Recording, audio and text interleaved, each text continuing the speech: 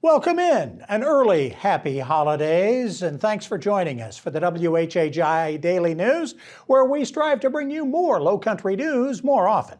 I'm Bob Stevens. We have always had days, maybe today, when we didn't want to go to school, but chronic absenteeism has skyrocketed in South Carolina's public schools. Students are considered chronically absent when they miss at least 10% of the school year. Data for the 22-23 school year shows that 25% of students, a quarter, were chronically absent. That's close to double the rate of 13% during the 2018-2019 school year.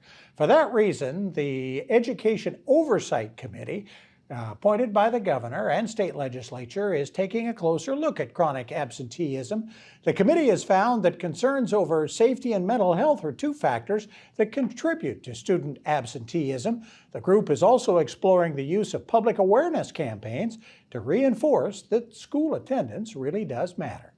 Speaking of schooling, when you send your kid off to college, you're probably more worried about the kid getting into trouble than the college. But Erskine College in the upstate still proverbial on double secret probation from its accrediting body, making financial improvements over its original sanctions, but still not out of the financial woods.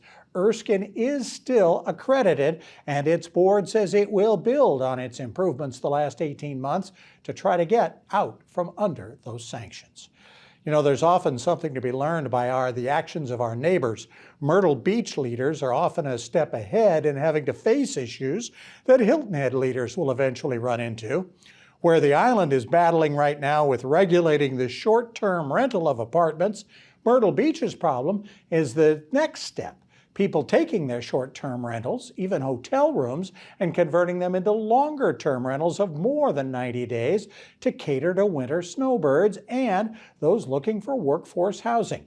Myrtle Beach fears losing millions in tourism tax revenue and has already stopped property owners from converting hotel rooms into apartments in parts of town and is considering expanding the conversion ban, fearing that a loss of short-term hotel-style housing will hurt tourism. And of course, that's the lifeblood of the Grand Strand economy. You remember all the angst over Pritchard's Island, the 1,600-acre barrier island given to USC years ago by the Philip Rhodes family, but then almost taken back and given to the University of Georgia a couple of years back because South Carolina really hadn't done any of the promised research using the island.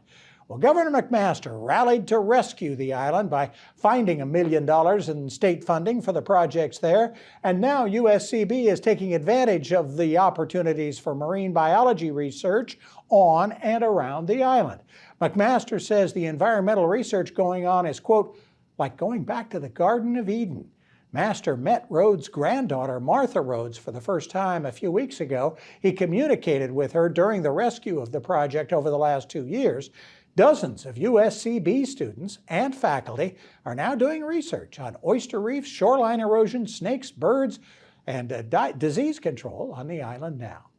And we have talked a lot about all the people moving into our state the last few years, but last year over 135,000 people moved out of our state.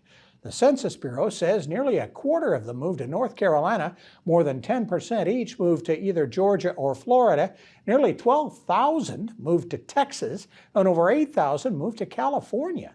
Still, while that 135,000 people moved out of the state in 2023, nearly 204,000 moved in. Broken down by state, we did have a net loss to North Carolina and to Texas, but net gains with all of the other large states. For more details on these stories and other Lowcountry news, we invite you to visit the sources listed on your screen. We're going to hear a lot of sports, Lowcountry action going on a little later on in the newscast, but up next, Beaufort County Councilman Tom Reitz joins us to talk about a very interesting and somewhat familiar issue amongst the county councilmen and how it might impact the 278 corridor project. Stay with us.